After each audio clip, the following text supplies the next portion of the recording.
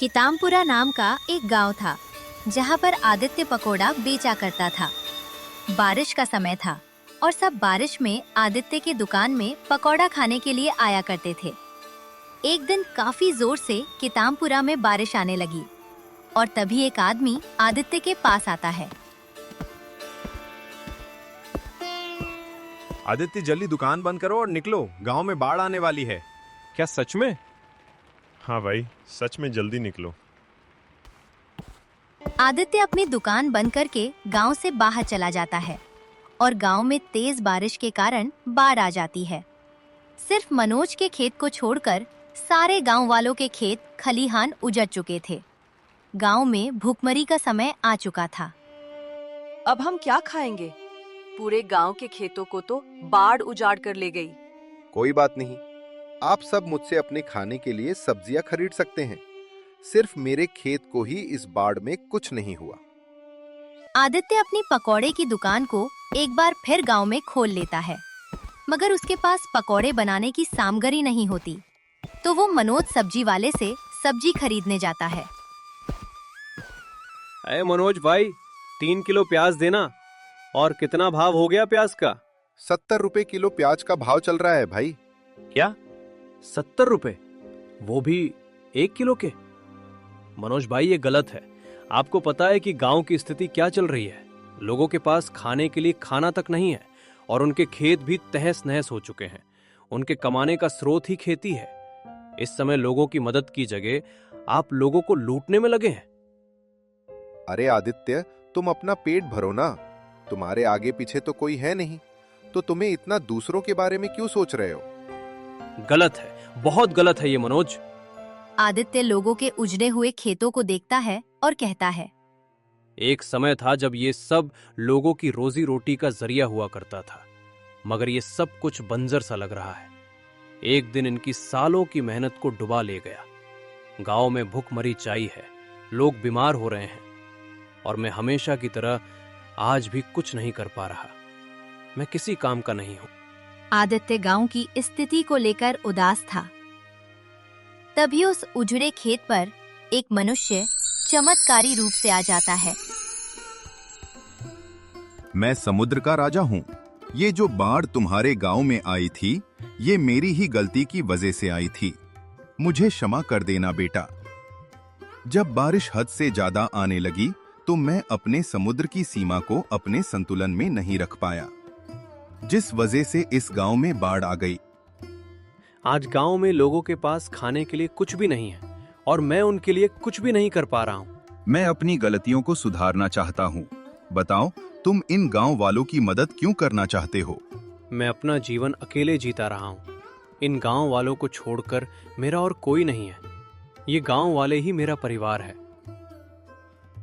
मैं जानता हूं आदित्य, तुम पकौड़े बेचा करते थे ना? आदित्य, मैं जो वस्तुएं तुम्हें दे रहा हूं, इनसे गांव वालों की मदद करना जब तक उनके खेत फिर से खिलखिलाना उठें।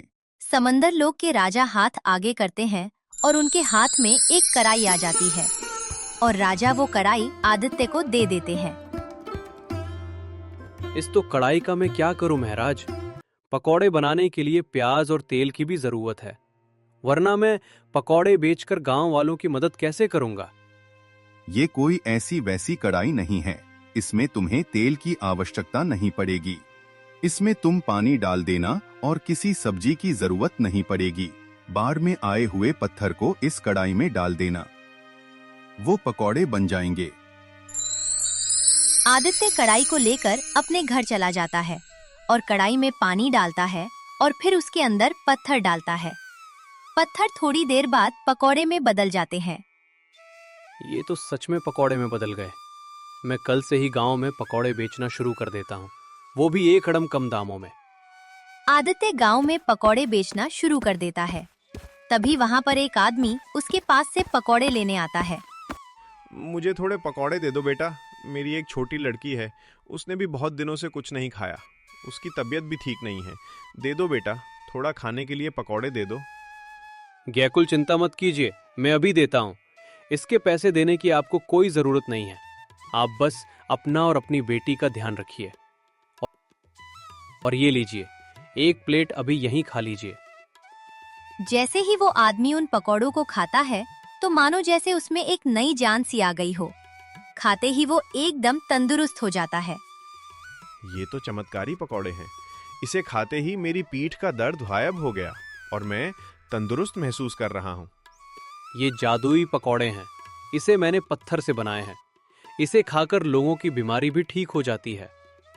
आदित्य उस आदमी को सारी बातें बताता है और धीरे धीरे करके सब आदित्य के पकौड़े की दुकान पर आना शुरू कर देते हैं। जो कोई बीमार था वो सारे लोग पकौड़े खाकर ठीक होने लग गए थे। ये पकौड़े तो बहुत ही स्वादिष्ट हैं। जितना खाओ उतना ही कम लगता है, मन भरता ही नहीं है। हाँ, सही कह रही हो। और तो और इन पकौड़ों ने मेरी बेटी की तबीयत भी ठीक की है। मैं आदित्य का बहुत आभारी हूँ। ऐसे मुश्किल वक्त में उसने हम गांव वालों का बहुत साथ दिया है। गांव में हर जगह सिर्फ आदित्य के जादुई पकौड़े की ही चर्चा हो रही थी। ये सब देखकर मनोज को बिल्कुल अच्छा नहीं लगता है। इन लोगों को क्या हो गया है? कोई मुझसे सब्जियां खरीदता ही नहीं है। सब ये आदित्य के उन पकौड़ों के कारण हुआ है। सोचा था कि नया मकान और बंगला खरीदूंगा, मगर उन पकौड़ों ने मेरे सपने तोड़ दिए। मुझे कुछ न कुछ तो करना ही पड़ेगा। मनोज मन ही मन कुछ योजना बनाने लगता है। तभी उसके पास गांव के प्रधान आते हैं। अभी तो सब्जियां कम से कम दामों में बेचना शुरू कर दो मनोज, नहीं तो तुम्हारी दुकान डूब जाएगी और कभी बाहर नहीं आ पाएगी और तुम कभी संभल नहीं पाओगे। गांव की स्थिति वक्त के साथ ठीक होती जा रही है। भुखमरी भी आदित्य ने खत्म कर दी है। आप सही कह रहे हैं प्रधान जी, मगर ये जादुई पकौड़े आदित्य बनाता कैसे हैं? उसे समुद्र के राजा ने कढ़ाई दी थी जिसमें पत्थर डालने के बाद वो पकौड़े में बदल जाते हैं। और तो और उसमें तेल डालने की जरूरत भी नहीं पड़ती। मैं तो सोच रहा हूं कि गांव वालों की सहमति से इस गांव का नाम पकौड़ा गांव रख दूं। आखिर हमें पकौड़ों ने ही तो जिंदा रखा है। ये कहकर वहां से निकल जाते हैं। जब आदित्य अपनी दुकान बंद करने जा रहा होता है तभी वहां पर मनोज आता है। आदित्य, मैंने अभी देखा कि समुद्र के किनारे कोई बच्चा फंसा हुआ है। मुझे तैरना नहीं आता, मगर शायद तुम उसे बचा लो। क्या? ठीक है, मैं अभी जाता हूं। आदित्य तुरंत समंदर की तरफ भागता है और मनोज अपने आप से कहता है, ये तो सच में बेवकूफ बन गया। अब मैं इसकी दुकान से वो कढ़ाई चुरा लूंगा। फिर कौन बनाता है जादुई पकौड़े, मैं भी देखता हूं। मनोज कढ़ाई सिर पर रखकर जाने लगता है। तभी एक बड़ी रोशनी उसे दिखाई देती है और उसके सिर से वो कढ़ाई नीचे गिर जाती है। ये कैसी रोशनी है? तभी वहां पर समंदर के राजा आ जाते हैं। अपने आप को संभालो और देखो मैं तुम्हें जो दिखा रहा हूँ। एक बच्चा था जो किटामपुरा का ही रहने वाला था। वो दिन रात लोगों की मदद करने में ही लगा रहता था। माँ जी, लाइए, मैं आपका ये भार उठा लेता हूँ। वो उस बुढ़िया की मदद करता है। उसका भारी सामान उसके घर तक पहुंचा देता है। उसके पास खाने के लिए खाना तक नहीं है। कई कई दिनों तक वो सिर्फ समुद्र के तट पर रहता है, बिना कुछ खाए पिए। जब कोई बात करने के लिए नहीं होता है तो वो कुत्तों के साथ बातें करता है, मगर वो बच्चा हमेशा मुस्कुराता रहता है। आज तो बहुत सारा खाना मुझे मिल गया, मगर मैं अकेला खाकर अपना पेट क्यों भरूं? चलो, मैं अपने दोस्तों के साथ अपना खाना बांट लेता हूँ। तेज बारिश में उसके सिर पर छट भी नहीं हुआ करती थी, मगर मैंने उसे टूटते हुए नहीं देखा। और जब किसी गांव वाले की मदद करने की बात आई तब मैंने कभी उसे इनकार करते नहीं देखा। एक दिन प्रधान उसे देखते हैं तेज बारिश में। बेटा, तुम यहाँ क्या कर रहे हो? मैंने गांव वालों से तुम्हारे बारे में बहुत सुना है कि तुम गांव वालों की बहुत मदद करते हो। मेरे पास घर नहीं है ना प्रधान जी, और मेरा कोई है भी नहीं, तो मैं गांव वालों की ही मदद करता हूँ। ऐसा क्यों कहते हो कि तुम्हारा कोई नहीं है? मैं हूं ना, मुझे अपने पिता की तरह ही समझो बेटा। चलो बताओ, तुम्हें क्या खाना पसंद है? जी, मुझे पकौड़े खाना बहुत पसंद है।